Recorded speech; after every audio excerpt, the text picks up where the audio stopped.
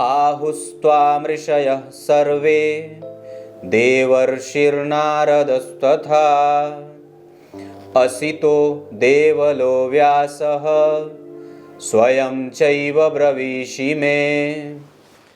प्रिय दर्शकों नमस्कार। एक बार फिर से उपस्थित हूं आप सबके सामने शनिवार के बाद रविवार के कार्यक्रम में।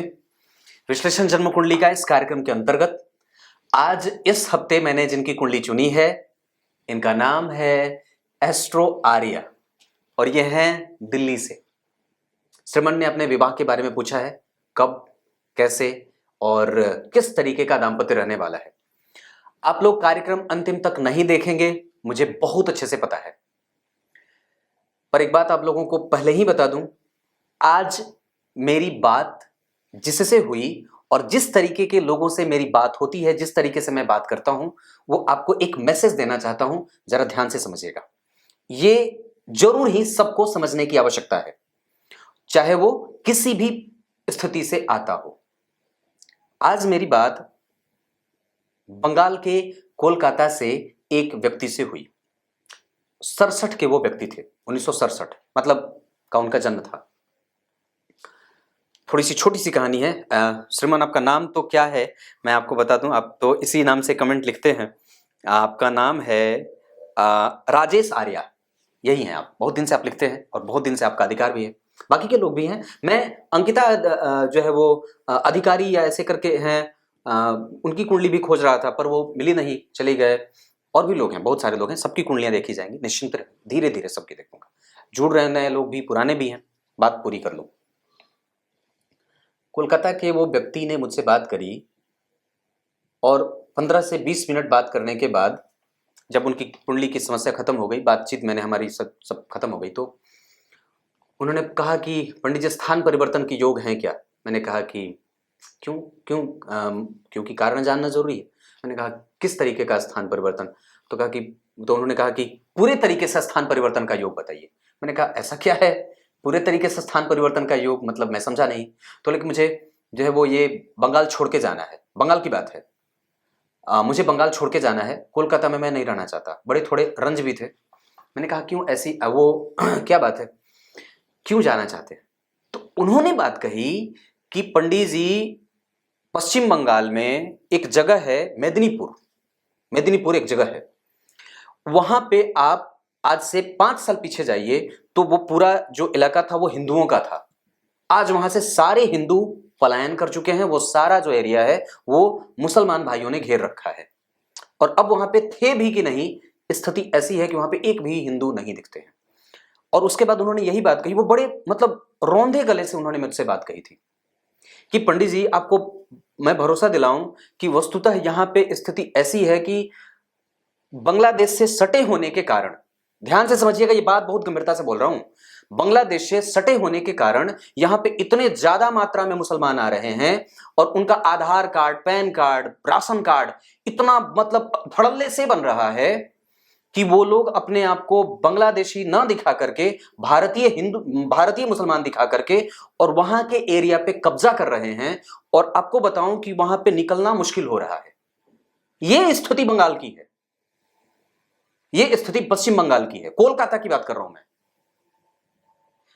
तो यहां पे आप लोगों को समझने की बात है, वो पूरे तरीके से उन्होंने कहा। मैंने कहा कहां जाना चाहते हैं, क्योंकि मुझे यह जानना है कि कौन सी जगह व्यक्ति जाना चाहता है। तो उन्होंने बात कही कि पंडित जी मैं सूरत जाना चाहता हूं, पंडित जी मैं सूरत जाना चाहता हूं क्योंकि मेरा जो कारोबार है यहां पे मतलब बहुत हम लोग सक पका करके बहुत परेशान होकर के रह रहे हैं, निकलना मुश्किल है, बहुत दिक्कत में है वहां के लोग।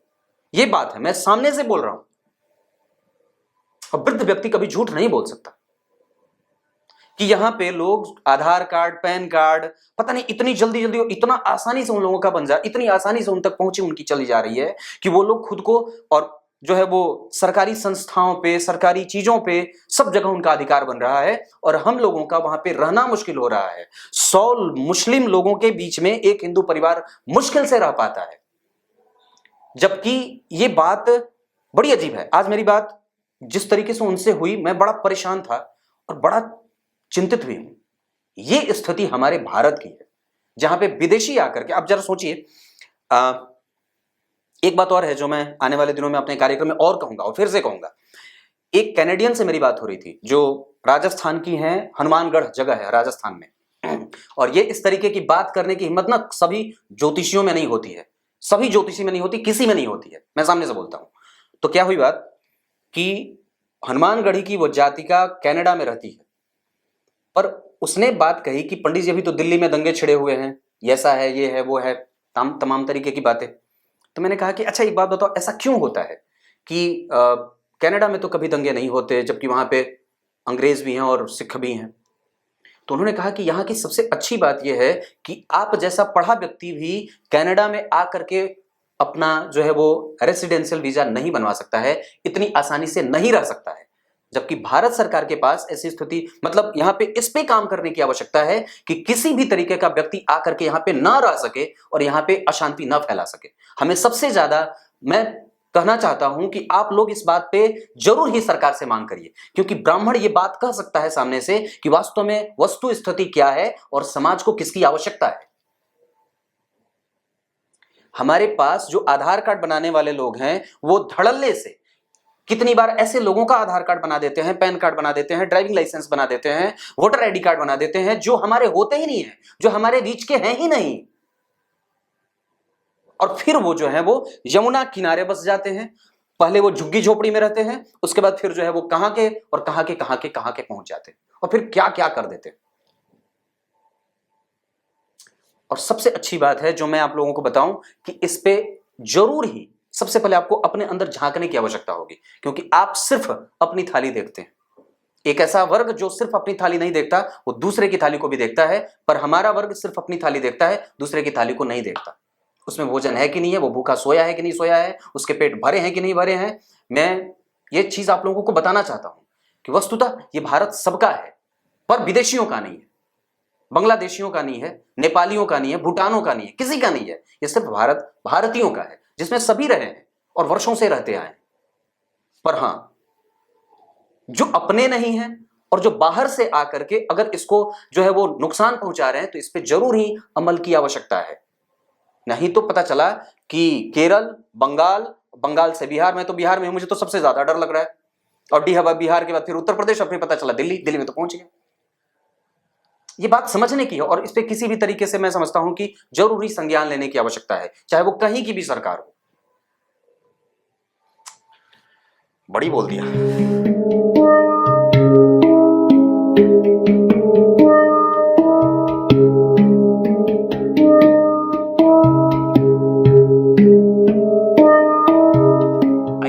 अब आपको सीधे विषय पे लेके आता हूं। बात तो हो गई जो मुद्दे की है, अब इस मुद्दे की बात करते हैं।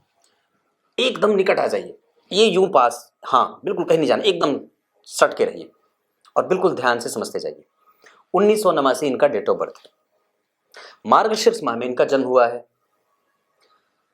अब ऐसी स्थिति में भगवान ने क्या बात कही है, सनातन धर्म में क्या बात कही है? भगवान ने बात कही है, माहों में मैं मार्गशीर्ष हूं। पता नहीं आजकल क्या हो रहा है, जिसकी भी कुंडली देख रहा हूं सब मार्गशीर्ष वाले ही आ रहे हैं, सारे के सारे। और कार्तिक माह और मार्गशीर्ष माह में जन्मे लोग थोड़े हठी जिद्दी, अपनी शर्तों पे काम करने वाले होते हैं।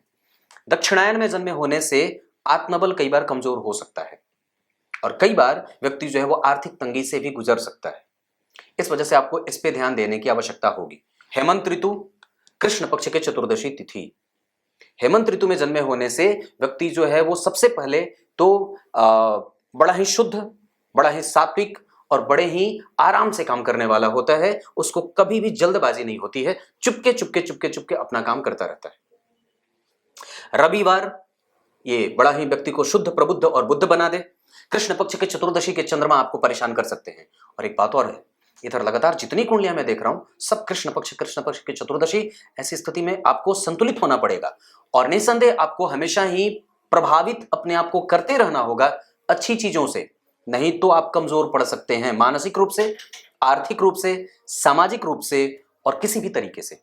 आप कभी भी आराम से नहीं रह सकते कि नहीं मैं चलो ठीक हूं, पैर पे पैर रख के नहीं सो सकते और निश्चिंत नींद नहीं ले सकते, क्योंकि ये कृष्ण पक्ष का चंद्रमा और चतुर्दशी का चंद्रमा ये कहता है उठो, जागो और परिस्थिति को समझो, देखो, क्योंकि आपकी कुंडली में ये आपको आर्थिक रूप से निचोड़ने का काम कर रहा है। आपकी ऊर्जा ज्यादा लगे, आपको भागना ज्यादा पड़े, आपकी मशक्कत बढ़े, ये करवा सकते हैं। बजट बनाने में मुश्किल हो और धन आने में कई बार दिक्कत हो जाती है, इस पे काम कर लीजिएगा। विशाखा नक्षत्र बहुत बढ़िया, जहां व्यक्ति भुजाओं का स्वामी होता है, उसका कम्युनिकेशन अच्छा होता है, उसकी वाक शैली बहुत अच्छी होती है, चातुर्य शोभन योग और शकुनी करण, दूसरे की शिकायत ना करना और दूसरों पे बहुत ज्यादा जो है वो शकुनी मामा की तरह, शकुनी मामा, योग और करण जो होते हैं वो नाम के ही आधार पे काम करते हैं। तो शकुनी जो करण है वो वस्तुतः जो है वो शकुनी मामा की तरह बना देते हैं। तो सोच के देखो कि जो वो कैसे हैं। शोभन योग व्यक्ति को शोभायमान बना देते हैं। शूद्र वर्ण और राक्षस गण के होने के कारण आपके पास ऐसी शैली है कि आप सामने वाले के गले में कौन सी बात नहीं उतर रही है, कौन सी बात उतर रही है, आप आसानी से जान जाते हैं। भविष्य में कौन सी घटना घटित होने वाली है आप उसका अंदाजा लगा सकते हैं। सिक्स सेंस जागृत होती है। ऐसी अवस्था में व्यक्ति को हमेशा ही अपने प्रेडिक्शन पे, अपने स्वप्न पे, अपने चीजों पे जो थॉट क्रिएट होते हैं उस पे काम कर लेने की आवश्यकता है और अगर हो सके तो उस पर बेहतर तरीके से समाज तक पहुंचाने की आवश्यकता है। आप निसंदेह कम्युनिकेटिव हैं तो इस क्षेत्र में आ सकते हैं। ये अब आपको यहां से बताता हूं। कन्या लग्न की कुंडली बहुत बढ़िया तो नहीं होती। कन्या लग्न के हो तो नपुंसक, नपुंसक मतलब नपुंसक वाली बात नहीं है, मैंने बात कई बार कही है। नपुंसक का मतलब नपुंसक नहीं, नपुंसक का मतलब है कि उनके विचार बदलते रहते हैं, मतलब वो कई बार एक जैसे नहीं होते, कभी ये कभी वो, कभी ये कभी इससे प्रभावित हो गए, कभी इसको सुन लिया कभी इसको सोच लिया। तो ये जो, और क्योंकि चंद्रमा भी आपको ऑथेंटिकेशन नहीं देता है, वो जो एक धार होनी चाहिए वो नहीं होती और यही इस कुंडली की सबसे बड़ी समस्या हो सकती है। क्योंकि चंद्रमा आपकी कुंडली में देखिए मंगल के साथ बैठ करके पहले तो आपको निगेटिव एनर्जी दे रहे हैं क्योंकि वो तुला के बैठे हैं और तुला की राशि के मंगल जो होते हैं वो बहुत ज्यादा संतुलित नहीं होते। चंद्रमा पहले ही कमजोर है। वो हैं कौन? जन्म कुंडली के लाभेश। तो लग्न के अधिपति बुध बने जो जाकर के कहां बैठे? सूर्य के साथ, बुध के साथ। इसी वजह से मैंने कहा था आप कम्युनिकेशन के मालिक हैं। आपकी वाणी, आपका प्रभाव, आपका संचार, आपके भुजाओं का बल और आपका लोगों के पास इंटरेक्शन, लोगों से इंटरेक्ट कर जाना, ये बहुत ज्यादा अच्छा है। इस पे काम करने की आवश्यकता है। क्यों ऐसा बोल रहा हूं? क्योंकि इस भाव के ठीक पीछे लक्ष्मी योग बना है। जैसे ही आप लोगों से जुड़ेंगे, जैसे ही आप बाजार में उतरेंगे, वैसे ही धन आपके पास जुड़ जाएगा क्योंकि धन भाव में लक्ष्मी योग बना है। हाँ, कमजोर कैसे है? उसमें हो सकता है कि मशक्कत बने क्योंकि चंद्रमा पाप ग्रह के बन रहे हैं और वो स्याह पक्ष में है, अंधेरे में जी रहे हैं। दूसरे नंबर पे गुरु की दृष्टि इन पे पड़ रही है जो गुरु शत्रुवत है। लेकिन गौर से समझिएगा तो लग्न के अधिपति के ऊपर से एक तरफ चंद्रमा मंगल, दूसरे तरफ शुक्र शनि, मतलब 50-50-50-50 के लेवल में है क्योंकि चंद्रमा नैसर्गिक रूप से तो शुभग्रह ही होते हैं और वस्तुतः शुक्र भी तो शुभग्रह होते हैं। दिग्बली होकर के बैठे हैं। कन्या लग्न की कुंडली के लिए पंचमेश और षष्ठेश के साथ नौकरी के भी योग बने थे पर आपने किया नहीं, ये जो भी किया पर नौकरी के योग हैं। इस कुंडली में नौकरी के योग बने हैं। दशम स्थान में गुरु बैठे हैं, संतुलित थोड़े कमजोर है। उसके ठीक आगे केतु का बैठना और उस पर राहु का प्रभाव, राहु केतु का प्रभाव। लेकिन ये गुरु ठीक है, गुरु खराब नहीं क्योंकि उस पर शुभग्रह गुरु और शुक्र का प्रभाव आपको अनुभवी और सरकारी क्षेत्रों से लाभ लेने वाला बना देंगे। क्लियर है? अब आगे बढ़ता हूं।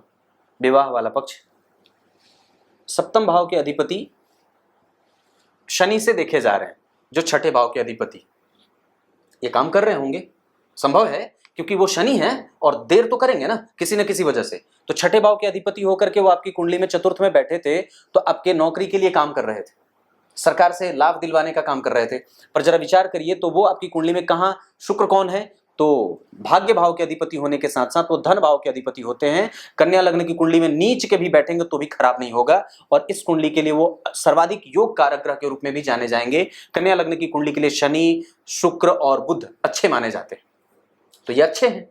और मैं जहां तक समझता हूं कि आपकी कुंडली में सप्तम भाव के ऊपर से अगर शुक्र की दृष्टि जा रही है तो विवाह है। पर हाँ, विलंब क्यों हुआ? क्योंकि यहां पे मंगल बैठे थे जो आपकी कुंडली के लिए अष्टम भाव के अधिपति होने के साथ साथ त्रिक भाव के अधिपति होते हैं, जिसके कारण यह समस्या होती है। क्योंकि वो ऐसे भाव, ये दूसरा भाव जो होता है वो विवाह आने का होता है, संबंध आने के होते हैं। यहां से आपके लिए संबंध आता, विवाह के रिश्ते आए। पर जरा ध्यान से समझिए तो वहां पे चंद्रमा पापग्रह होकर के बैठ गए अंधेरे में और वहां पे मंगल बैठ गए जो कि अष्टम के अधिपति थे। इस कारण से यह समस्या और कई गुना बढ़ जाती है और निस्संदेह इस पे काम करने की आवश्यकता है। आपको बजरंगबली की उपासना करनी चाहिए। मैं मंत्र भेजूंगा, उस मंत्र का जप करना होगा। मंगल विशाखा के, भुजाओं का बल, चंद्रमा विशाखा के, अनुभवी और भुजाओं का बल। कम्युनिकेशन आपका सबसे बेहतर है, इंटरनेट पे छा जाइए। हाँ, जो काम करते हैं उसको बाजार से जोड़िए, इंटरनेट वर्ल्ड पे आइए, जो भी अच्छा काम कर रहे हैं उसको सामने से दिखाइए, पूजा कर रहे हैं सामने दिखाइए,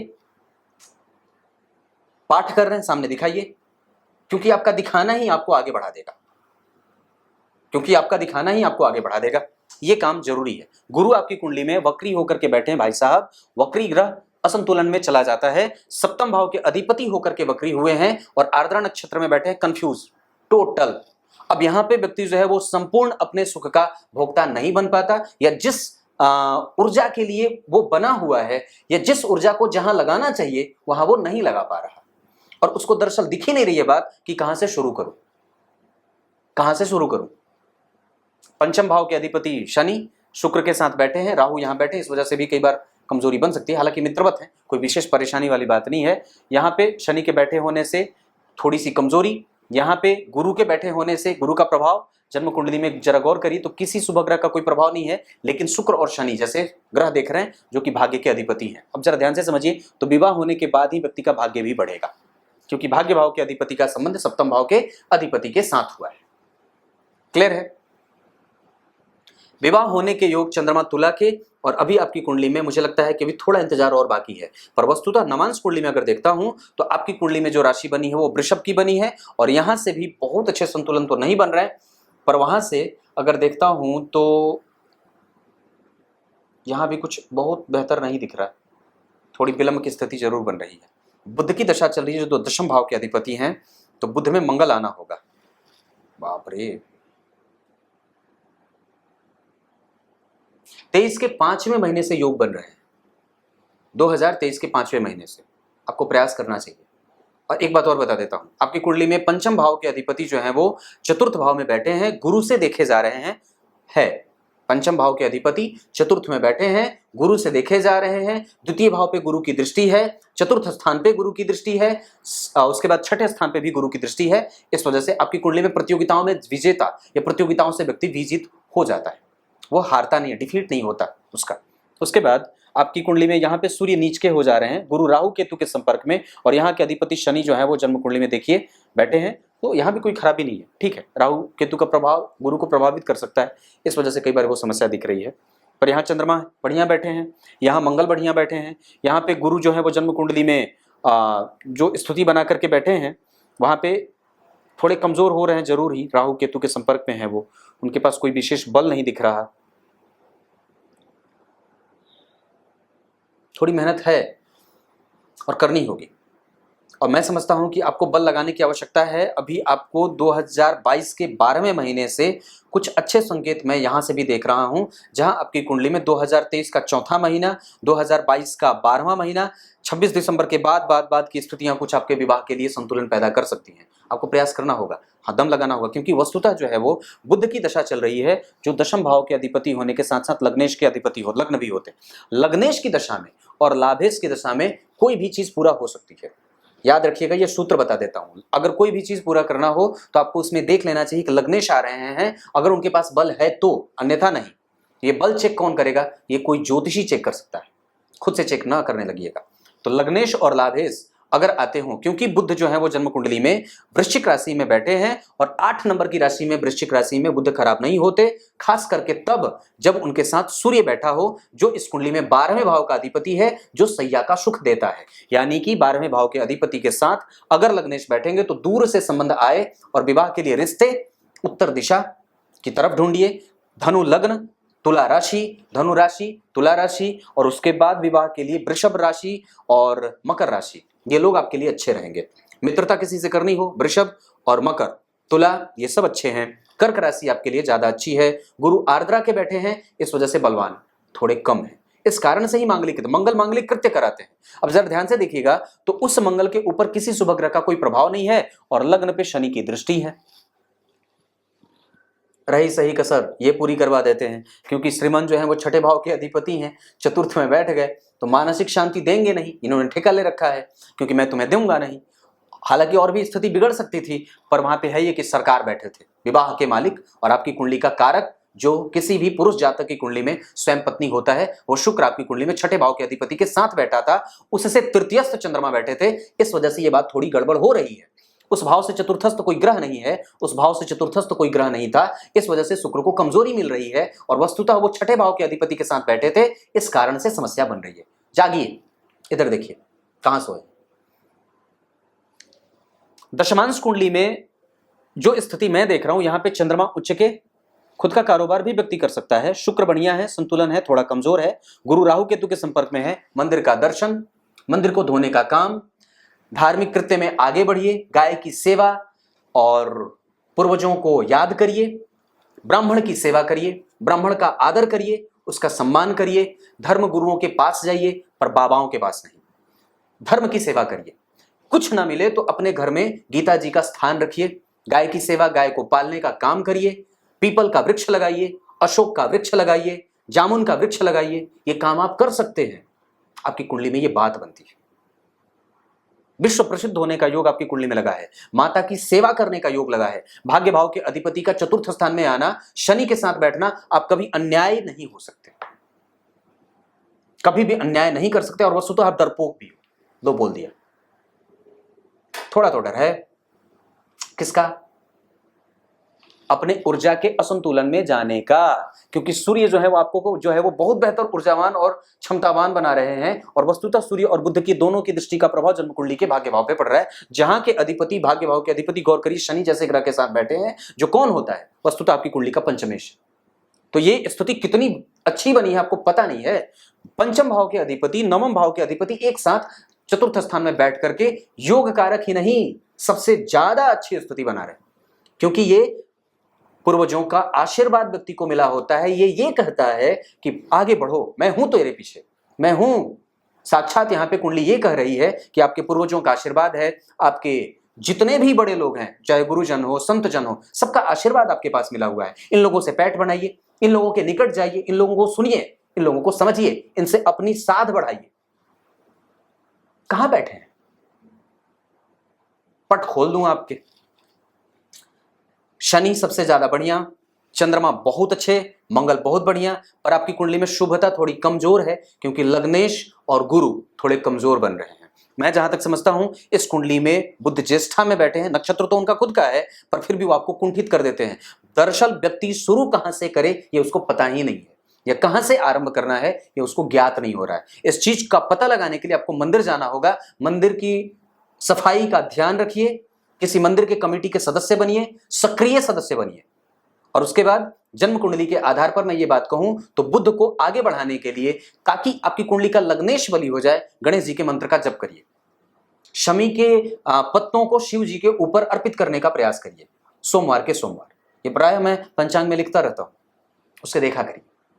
मेरा एप्लीकेशन जरूर डाउनलोड करिए और मुझे सर्च करिए। कुछ इसी तरीके से आज के कार्यक्रम का समापन करते हैं।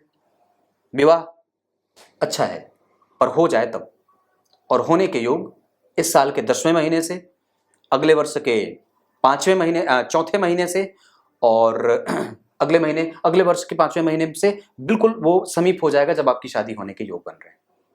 अब एक बात और बता देता हूं, अगर मैंने बता दिया तो आपको चुप नहीं होना होगा, क्योंकि यहाँ पे मंगल बैठे हैं और द्वितीय भाव के अधिपति जो हैं वो शनि जैसे छठे भाव के अधिपति के साथ बना करके, जरा ध्यान से समझिए। अब छोटी सी बात बता दूं तो द्वितीय भाव के अधिपति जो शुक्र हैं वो छठे भाव के अधिपति शनि के साथ बैठे हैं, ये दरिद्र दोष भी पैदा करेंगे श्रीमान, क्योंकि धन भाव के अधिपति का संबंध जब छठे भाव के अधिपति के साथ बनेगा तो निस्संदेह ये कुछ ना कुछ तो करेगा। एक तरफ वो जहां पंचम भाव के अधिपति और नवम भाव के अधिपति होकर के आपकी कुंडली में विश्व प्रसिद्ध होने का योग लगा रहे थे, ईश्वर का आशीर्वाद आपके पास था, पर वहीं पे आपके दरिद्र दोष का भी प्रभाव तो दिखेगा ना, क्योंकि वो छठे भाव के अधिपति हैं। और जरा ध्यान से समझिए, ये मूल त्रिकोण राशियां हैं दोनों, तुला राशि और कुंभ राशि, दोनों मूल त्रिकोण राशियां। और वस्तुतः आपने गौर नहीं किया, सूर्य आपकी कुंडली में अनुराधा नक्षत्र के बैठे हैं, जो आपको कभी भी निंदनीय, गलत और कभी भी कुपात्र नहीं बनाना चाहते। आपसे कभी भी कोई गलत काम होता ही नहीं है, और ये कभी कभी आपके जीवन के सबसे महान रोड़ों में से एक हो सकती है। इसको हटाना ही होगा और इस पे आपको चलानी ही होगी, ये बात होगी। नवमांश कुंडली में घबराने जैसी बात नहीं है। बुध हैं, इधर गुरु हैं, क्यों घबरा रहे हैं? यहाँ के अधिपति अच्छे बैठे हैं, सूर्य नीच के हैं, कोई बात नहीं है, मैं समझता हूं, लेकिन मंगल भी तो हैं, कोई बात नहीं है। बहुत ज़्यादा है ये स्थिति कि आपको कुंडली मिला लेनी होगी, क्योंकि मंगल यहाँ चतुर्थ में बैठे हैं। यहाँ पे भी जो स्थिति है वो, हालांकि कर्म क्षेत्र आपकी कुंडली का खराब नहीं है, कर्म क्षेत्र ठीक बना है। सूर्य यहाँ भी नीच के हैं तो यहाँ भी नीच के हैं, तो ठीक ठाक है। यहाँ पे सूर्य जो है वो बैठे हैं 12वें भाव के अधिपति होकर के लग्नेश के साथ, दूर जाने के बारे में भी विचार कर सकते हैं। कर्म क्षेत्र आपका पढ़ने पढ़ाने का हो सकता है, अपना खुद का व्यवसाय कुछ भी कर सकते हैं आप। वैसे अगर आप जो भी करें तो अभी की स्थिति के हिसाब से आप बुद्ध से संबंधित कोई भी कारोबार कर सकते हैं, वेदाध्ययन कर सकते हैं, कर्मकांड से जुड़ करके कोई काम कर सकते हैं, पूजा पाठ की सामग्री की दुकान खोल सकते हैं, बच्चों से संबंधित कोई भी काम कर सकते हैं, बोल करके धन कमा सकते हैं। आपकी कुंडली में इसके योग बने हैं। अब क्या बताऊं, दशाओं के क्रम में एक बार चर्चा कर लेता हूं कि कौन से ग्रह कैसे बैठे हैं। सूर्य आधा परिणाम कर रहे हैं, चंद्रमा और मंगल अशुभ होकर के बैठे हैं, इस वजह से उनको अशुभता का लक्षण न मिले, इस वजह से माता पार्वती की पूजा करनी चाहिए, या विष्णु सहस्त्र नाम का पाठ सुनना चाहिए, या रात को सोते समय पढ़ लेना चाहिए श्रद्धापूर्वक। मंगल के बाद बुध आपकी कुंडली में अच्छे बैठे हैं, और वो अच्छे हैं भी, वो आपको कम्युनिकेटिव और आपके दिमाग को प्रखर बनाने के लेवल पे ले जाकर के कई बार कुंठित कर देते हैं, बीच में ही काट देते हैं। गुरु जन्म कुंडली में जो बैठे हैं वो अशुभ अवस्था में बैठे हैं, क्योंकि वो बैठे हैं वृषभ राशि, मिथुन राशि में, वो बात मैंने शुरू में कही थी। शुक्र जो है वो जन्म कुंडली में बैठे हैं, दिग्बली हैं, अच्छे बैठे हैं, और वो खराब नहीं भी है, ठीक बैठे हैं, वो परिणाम उनका मिलता रहेगा। शनि जो है वो जन्म कुंडली में राहु और केतु में से अगर बात कहूं तो शनि जो है वो चौथे भाव में बैठे हैं। हालांकि आपकी कुंडली में वो बहुत अच्छे नहीं कहे जाएंगे, वो आपको दुरुस्त, हालांकि कई बार व्यक्ति को अपने लिए धन बचा करके काम करना चाहिए। कभी भी अपने स्टेट के बारे में, अपने धन के बारे में, अपने जो पैसे हैं उसके बारे में कभी किसी से कोई चर्चा नहीं करनी चाहिए।